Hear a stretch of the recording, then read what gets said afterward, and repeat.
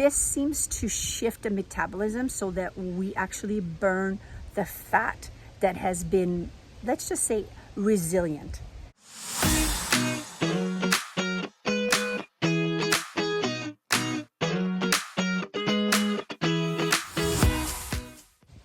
Hello, welcome back. We're going to be chatting about exercise for weight loss. Right?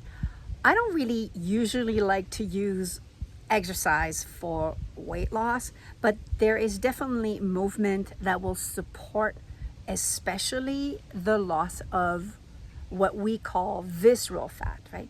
There's two types of primarily fats. One is subcutaneous fat. That's the one that you can pinch, right? The one that is under the skin, the one that we go, ooh, that doesn't feel good.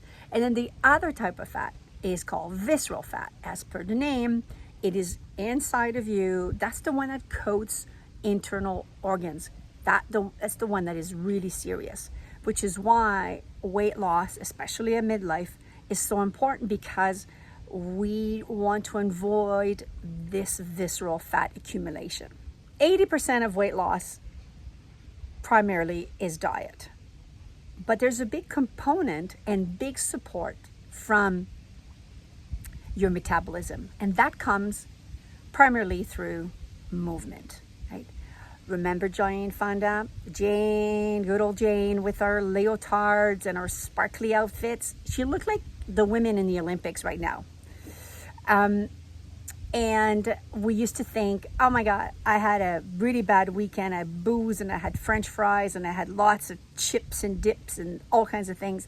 I'm going to throw myself into a class on Monday and on Tuesday and on Wednesday. I even have some friends who do double workouts, right, during the day.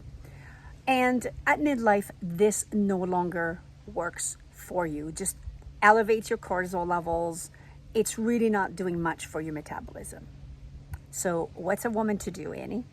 So what we know and what is going to be helpful now is more of a short, intense type training. Some people call that HIIT, high intensity interval training. But it's the short, intense training that is really good. Coined by Dr. Tracy Sims, and she's an exercise physiologist, and she has studied women, not men data that tells us stuff that is not really helpful for us, right? So short, intense training is great because, as the name implies, it is a short, high intensity training. So you work really hard for a certain amount of time. For example, I could be doing a staircase, right? A big staircase up for about a minute, and then I would come back down nicely, catch my breath for about a minute, and then I would do that 10 times. I want to make sure that I've done that with a really good serious warm-up, probably 15-minute warm-up, and then a nice cool down. It's short, it's really efficient from a time standpoint. Why we also love that is that this seems to shift the metabolism so that we actually burn the fat that has been, let's just say, resilient, not wanting to wait. When you also do these types of training, you continue to be in fat burn for 24 to 48 hours, right? So you want to do 2 of those every week. What else do you want to do as well? You want to be able to do 2 sessions of strength training. So this is where, right, we want to be doing weights workouts, or you can use your own body weight if you don't have access to a gym and all that. But I can assure you that getting some weights, if you have a condo gym, you just use that, but you can easily buy these things these days at Costco, etc. You want to be lifting. Not only does this prevent osteoporosis, well, it supports bone health. Doesn't completely prevent osteoporosis. It's multifactorial, but it is really helping your muscle. You start losing muscle mass, right, from your 40s onward. And if you're not doing that strength training, you are going to be losing that muscle. And it's very difficult to build back. right? So you want to be doing that. Not only you want to be doing it for those two, bone and muscle health, but when you do strength training, right, you burn more calories. And then you really engage the furnace of your body to be burning more. So I did a strength training, for example, this morning at 10 a.m., and I am going to be continuing to burn from 24 to 48 more hours from that good work, right?